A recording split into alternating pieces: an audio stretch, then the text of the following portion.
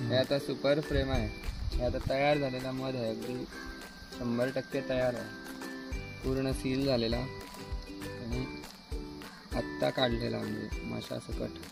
त्या माशा पळवायचा त्यांनी.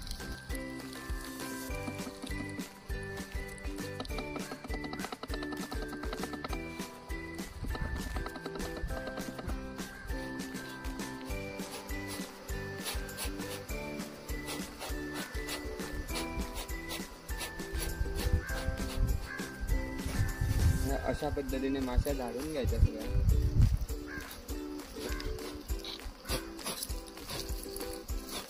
म्हणजे मध काढताना माशांची हत्याही होत नाही आणि सोपं पण जातं. आता ही फ्रेम काढणार तर ती आधी खाली चिकटलेली आहे, त्यामुळे आता एक म्हणजे मध गळणार आणि दुसरं म्हणजे कापावं लागणार.